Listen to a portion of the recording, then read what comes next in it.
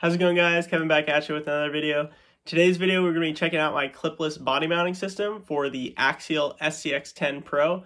As you can see here, I was going for a little bit of an orange color, decided to add a little black, and ended up making a pretty cool looking unique sort of brown color here. So I actually dig it quite a lot, but let's get into it. I'll show you guys how the latch works, how to install it.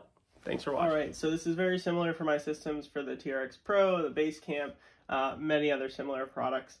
So you just simply twist it 90 degrees on the top here. Once you twist it 90 degrees and all the strakes are going sideways, you literally just pick it straight up. Sometimes it might get caught, you just pull it up directly vertically, and then it comes right off just like that. You can see we have the chassis mounts here, and then to put it back on, I recommend the rear because that's typically the easiest to get first. You want to just line up the rear so it's basically perfectly with the rear bumper, push down and twist. And as long as those strakes started sideways, it'll be super easy. And then in the front here, same thing. Sometimes you have to just push the bumper back if it gets caught on this little winch mount there. But you just twist it, and then just like that, body is nice and secure. It's not going anywhere at all. So with that, I'm going to show you guys the details and show you how to install this. Alright, so just going through the parts list here. So you're going to have the actual chassis mounted piece. Now, every single one of these is going to be identical, so don't worry about mixing them up. You're going to have two M3x8 nuts here, or bolts here. You're going to have two M3 nuts, and then a washer. The washers are really critical because this is a very shallow part, so you will blow through the backside if you don't use the washers, so that's super important. But essentially what you're going to do is you're going to drop the nuts into the slots here. So one nut in the left, one nut in the right. And then so likely these nuts will probably not fall out on the initial install. If you take it in and out, those holes may widen a little bit, but you can see they line up quite nicely with the holes. So you're just going to flip that over. I'm going to set this down, grab a screw with a washer. And once I got my washer here, put my bolt through it. And then it's the rear two most holes for the rear. The front, it's exactly the same except the opposite. So it's the front two most holes, so closest to the exterior of the truck. Basically just spin that guy, keep your finger underneath to help make sure the nuts don't fall out.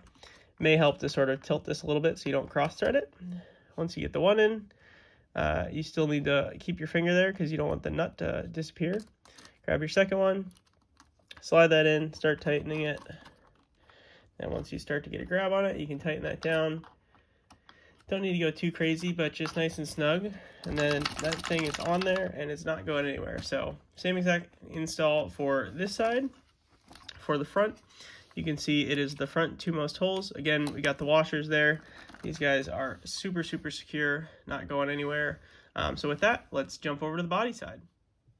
All right, so on the rear here, we're gonna have an M3 by 10 millimeter bolt, and then we're gonna have our lower piece and our M3 lock nut. So this lock nut is just gonna drop nicely into this part here. Your M3 by 10 is gonna go in here, and then essentially what we're gonna do is sandwich these two into the body. But before we do that, we actually need to ream the body a little bit. So I offer these body reamers for an extra charge on your original order, and basically you just take this, push this in here, and just essentially twist and just apply downward pressure, just supporting the body from the backside, and that helps you essentially start cutting the body and ream it open, so that way we can have nice appropriate clearance for these parts here. So with that, I'll take this piece, drop these two together,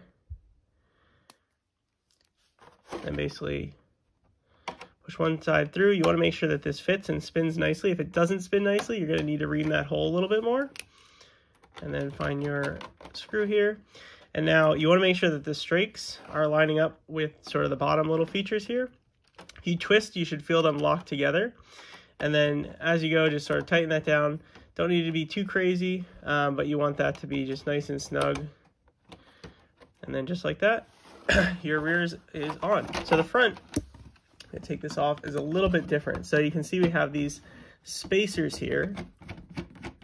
So when we look at the front, essentially what we have happening, so again, similar thing, you want to ream the holes, but what we have on this side is we actually have a spacer here.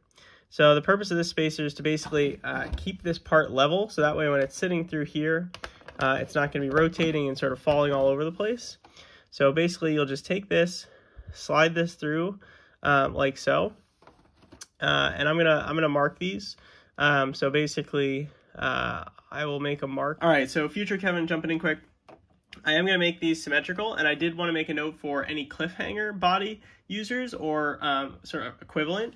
I'm going to add an option for the cliffhanger body, which is basically just going to be these rear ones, also for the front. So it's just the body side that changes. So instead of having the taller ones with the spacers, you're just going to have the rear pieces, since there's no sort of big hood crease line where we need to basically lift these up so that they properly clear and they don't get caught and angled and things of that nature. So cliffhanger owners, you guys will just get the rear pieces, same as basically a set of 4 for the front.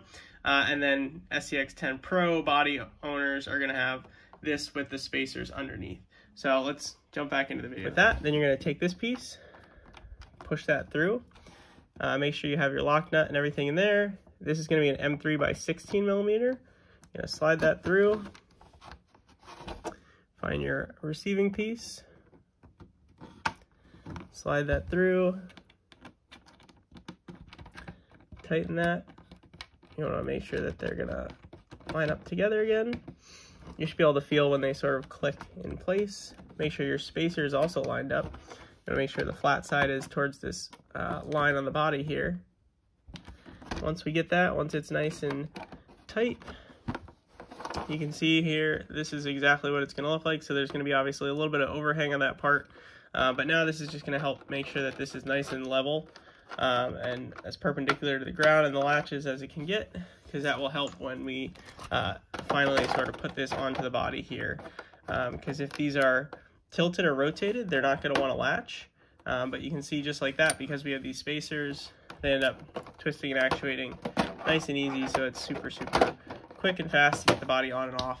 And I will add that these resins, this is a resin part, the lower piece is an FDM piece, but the resin accepts paint really, really well. The FDMs I've had no issues with as well. So any of your sort of hardware store paints, I use Rust-Oleum, should stick very, very well to these.